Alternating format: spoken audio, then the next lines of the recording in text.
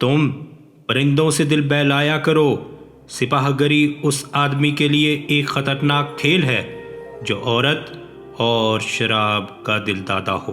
یہ الفاظ اپریل 1175 میں صلاح الدین ایوبی نے اپنے چچا زاد بھائی خلیفہ الصالح کے ایک امیر سیف الدین کو لکھے تھے۔ ان دونوں نے صلیبیوں کو در پردہ مدد اور زر و جواہرات کا لالچ دیا اور صلاح الدین ایوبی کو شکست دینے کی سازش کی تھی۔ صلیبی یہی چاہتے تھے، انہوں نے حملہ کیا، الصالح اور سیف الدین نے ان کی مدد کی۔ صلاح الدین ایوبی نے ان سب کو شکست دی۔ امیر سیف الدین اپنا مال و متاع چھوڑ کر بھاگا۔ اس کی ذاتی خیمگاہ سے رنگ برنگے پرندے، حسین اور جوان رقاصائیں اور گانے والیاں، ساز اور سازندے اور شراب کے مٹکے برآمد ہوئے۔ صلاح الدین ایوبی نے پرندوں کو، ناچنے گانے والیوں اور ان کے سازندوں کو رہا کر دیا اور امیر سیف الدین کو اس مضمون کا خط لکھا: تم دونوں نے کفار کی پشت پناہی کر کے ان کے ہاتھوں میرا نام و نشان مٹانے کی ناپاک کوشش کی، مگر یہ نہ سوچا کہ تمہاری یہ سازش عالم اسلام کا بھی نام و نشان مٹا سکتی ہے۔ تم اگر مجھ سے حسد کرتے تھے تو مجھے قتل کرا دیا ہوتا۔ تم مجھ پر 2 قاتلانہ حملے کرا چکے ہو، دونوں ناکام رہے، اب ایک اور کوشش کر دیکھو، ہو سکتا ہے کامیاب ہو جاؤ۔ اگر تم مجھے یہ یقین دلا دو کہ میرا سر میرے تن سے جدا ہو جائے تو اسلام اور زیادہ سر بلند ہوگا، تو رب کعبہ کی قسم میں تمہاری تلوار سے اپنا سر کٹواؤں گا اور تمہارے قدموں میں رکھ دینے کی وصیت کروں گا۔ میں تمہیں صرف یہ بتا دینا چاہتا ہوں کہ کوئی غیر مسلمان کا دوست نہیں ہو سکتا۔ تاریخ تمہارے سامنے ہے، اپنا ماضی دیکھو۔ شاہ فرینک اور ریمنڈ جیسے اسلام دشمن صلیبی تمہارے دوست صرف اس لیے بنے کہ تم نے انہیں مسلمانوں کے خلاف میدان میں اترنے کی شہ اور مدد دی تھی۔ اگر وہ کامیاب ہو جاتے تو ان کا اگلا شکار تم ہوتے، اور اس کے بعد ان کا یہ خواب بھی پورا ہو جاتا کہ اسلام صفائے ہستی سے مٹ جائے۔ تم جنگجو قوم کے فرد ہو، فن سپاہ گری تمہارا قومی پیشہ ہے۔ ہر مسلمان اللہ کا سپاہی ہے، مگر ایمان اور کردار بنیادی شرط ہے۔ تم پرندوں سے ہی دل بہلایا کرو، سپاہ گری اس آدمی کے لیے ایک خطرناک کھیل ہے جو عورت اور شراب کا دل دادا ہو۔ میں تم سے درخواست کرتا ہوں کہ میرے ساتھ تعاون کرو اور میرے ساتھ جہاد میں شریک ہو جاؤ۔ اگر یہ نہ کر سکو تو میری مخالفت سے باز آ جاؤ، میں تمہیں کوئی سزا نہیں دوں گا۔ اللہ تمہارے گناہ معاف کرے، آمین۔ ایک یورپی مورخ لین پول لکھتا ہے، صلاح الدین ایوبی کے ہاتھ جو مال غنیمت لگا اس کا کوئی حساب نہیں تھا۔ جنگی قیدی بھی بے انداز تھے۔ صلاح الدین ایوبی نے تمام تر مال غنیمت 3 حصوں میں تقسیم کیا۔ ایک حصہ جنگی قیدیوں میں تقسیم کر کے انہیں رہا کر دیا، دوسرا حصہ اپنی سپاہ اور غریبوں میں تقسیم کیا، اور تیسرا حصہ مدرسہ نظام الملک کو دے دیا۔ اس نے اسی مدرسے سے تعلیم حاصل کی تھی، نہ خود کچھ رکھا نہ اپنے کسی جرنیل کو کچھ دیا۔ اس کا نتیجہ یہ ہوا کہ جنگی قیدی جن میں بہت سے مسلمان تھے اور باقی غیر مسلم رہا ہو کر صلاح الدین ایوبی کے کیمپ میں جمع ہو گئے اور اس کی اطاعت قبول کر کے اپنی خدمات اس کی فوج کے لیے پیش کر دی۔ ایوبی کی کشادہ ظرفی اور عظمت دور دور تک مشہور ہو گئی۔ اس سے پہلے حسن بن صباح کے پر اسرار فرقے فدائی، جنہیں یورپی مورخوں نے قاتلوں کا گروہ لکھا ہے، صلاح الدین ایوبی پر 2 بار قاتلانہ حملے کر چکے تھے، لیکن خدائے ذوالجلال کو اپنے اس عظیم مرد مجاہد سے بہت کام لینا تھا۔ دونوں بار ایک معجزہ ہوا کہ اسلام کا یہ محافظ بال بال بچ گیا۔ اس پر تیسرا قاتلانہ حملہ اس وقت ہوا جب وہ اپنے مسلمان بھائیوں اور صلیبیوں کی سازش کی چٹان کو شمشیر سے ریزہ ریزہ کر چکا تھا۔ امیر سیف الدین میدان سے بھاگ گیا تھا، مگر وہ صلاح الدین ایوبی کے خلاف حسد اور کینے سے باز نہ آیا۔ اس نے حسن بن صباح کے قاتل فرقے کی مدد حاصل کی۔ یہ فرقہ ایک مدت تک اسلام کی آستین میں سانپ کی طرح پل رہا تھا۔ اس کا تفصیلی تعارف بہت ہی طویل ہے۔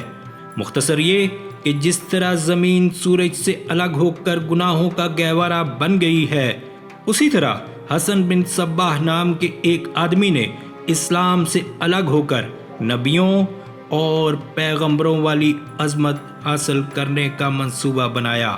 وہ اپنے آپ کو مسلمان ہی کہلاتا رہا اور ایسا گروہ بنا لیا جو طلسماتی طریقوں سے لوگوں کو اپنا پیروکار بناتا تھا۔ اس مقصد کے لیے اس گروہ نے نہایت حسین لڑکیاں، نشہ آور جڑی بوٹیاں، ہپناٹزم اور چرب زبانی جیسے طریقے اختیار کیے۔ بہشت بنائی جس میں جا کر پتھر بھی موم ہو جاتے تھے۔ اپنے مخالفین کو ختم کرنے کے لیے قاتلوں کا ایک گروہ تیار کیا۔ قتل کے طریقے خفیہ اور پر اسرار ہوتے تھے۔ اس فرقے کے افراد اس قدر چالاک، ذہین اور نڈر تھے کہ بھیس اور زبان بدل کر بڑے بڑے جرنیلوں کے باڈی گارڈ تک بن جاتے تھے، اور جب کوئی پر اسرار طریقے سے قتل ہو جاتا تھا تو قاتلوں کا سراغ ہی نہیں ملتا تھا۔ کچھ عرصے بعد یہ فرقہ قاتلوں کا گروہ کے نام سے مشہور ہو گیا۔ یہ لوگ سیاسی قتل کے ماہر تھے، زہر بھی استعمال کرتے تھے جو حسین لڑکیوں کے ہاتھوں شراب میں دیا جاتا تھا۔ بہت مدت تک یہ فرقہ اسی مقصد کے لیے استعمال ہوتا رہا۔ اس کے پیروکار فدائی کہلاتے تھے۔ صلاح الدین ایوبی کو نہ حسین لڑکیوں سے دھوکہ دیا جا سکتا تھا، نہ شراب سے۔ وہ ان دونوں سے نفرت کرتا تھا۔ اسے قتل کرنے کا یہی ایک طریقہ تھا کہ اس پر قاتلانہ حملہ کیا جائے۔ اس کے محافظوں کی موجودگی میں اس پر حملہ نہیں کیا جا سکتا تھا۔ 2 حملے ناکام ہو چکے تھے۔ اب جب کہ صلاح الدین ایوبی کو یہ توقع تھی کہ اس کا چچا زاد بھائی الصالح اور امیر سیف الدین شکست کھا کر توبہ کر چکے ہوں گے، انہوں نے انتقام کی ایک اور زیر زمین کوشش کی۔ صلاح الدین ایوبی نے اس فتح کا جشن منانے کی بجائے حملے جاری رکھے اور 3 قصبوں کو قبضے میں لے لیا۔ ان میں غازہ کا مشہور قصبہ بھی تھا۔ اسی قصبے کی گردنواح میں ایک روز صلاح الدین ایوبی امیر جاؤ الاسدی کے خیمے میں دوپہر کے وقت غنودگی کے عالم میں سستا رہا تھا۔ اس نے اپنی وہ پگڑی نہیں اتاری تھی جو میدان جنگ میں اس کے سر کو صحرا کے سورج اور دشمن کی تلوار سے محفوظ رکھتی تھی۔ خیمے کے باہر اس کے محافظوں کا دستہ موجود اور چوکس تھا۔ باڈی گارڈز کے اس دستے کا کمانڈر ذرا سی دیر کے لیے وہاں سے چلا گیا۔ ایک محافظ نے صلاح الدین ایوبی کے خیمے کے گرے ہوئے پردوں میں سے جھانکا۔ اسلام کی عظمت کے پاسبان کی آنکھیں بند تھیں، وہ پیٹھ کے بل لیٹا ہوا تھا۔ اس محافظ نے باڈی گارڈز کی طرف دیکھا، ان میں سے 3-4 باڈی گارڈز نے اس کی طرف دیکھا۔ محافظ نے اپنی آنکھیں بند کر کے کھولیں۔ 3-4 محافظ اٹھے اور دوسروں کو باتوں میں لگایا۔ محافظ خیمے میں چلا گیا، کمر بند سے خنجر نکالا، دبے پاؤں چلا اور پھر چیتے کی طرح سوئے ہوئے صلاح الدین ایوبی پر جست لگائی۔ خنجر والا ہاتھ اوپر اٹھا۔ عین اس وقت صلاح الدین ایوبی نے کروٹ بدل لی۔ یہ نہیں بتایا جا سکتا کہ محافظ خنجر کہاں مارنا چاہتا تھا، دل میں یا سینے میں، مگر ہوا یوں کہ خنجر صلاح الدین ایوبی کی پگڑی کے بالائی حصے میں اتر گیا اور سر سے بال برابر دور رہا۔ پگڑی سر سے اتر گئی۔ صلاح الدین ایوبی بجلی کی تیزی سے اٹھا۔ اسے یہ سمجھنے میں دیر نہ لگی کہ یہ سب کیا ہے۔ اس پر اس سے پہلے ایسے 2 حملے ہو چکے تھے۔ اس نے اس پر بھی حیرت کا اظہار نہ کیا کہ حملہ آور اس کے اپنے باڈی گارڈز کے لباس میں تھا، جسے اس نے خود اپنی باڈی گارڈز کے لیے منتخب کیا تھا۔ اس نے ایک سانس جتنا عرصہ بھی ضائع نہ کیا۔ حملہ آور اس کی پگڑی سے خنجر کھینچ رہا تھا۔ ایوبی سر سے ننگا تھا۔ اس نے حملہ آور کی ٹھوڑی پر پوری طاقت سے گھونسا مارا۔ ہڈی ٹوٹنے کی آواز سنائی دی۔ حملہ آور کا جبڑا ٹوٹ گیا تھا۔ وہ پیچھے کو گرا اور اس کے منہ سے ہیبت ناک آواز نکلی۔ اس کا خنجر صلاح الدین ایوبی کی پگڑی میں رہ گیا تھا۔ ایوبی نے اپنا خنجر نکال لیا۔ اتنے میں 2 محافظ دوڑتے اندر آئے۔ ان کے ہاتھوں میں تلواریں تھیں۔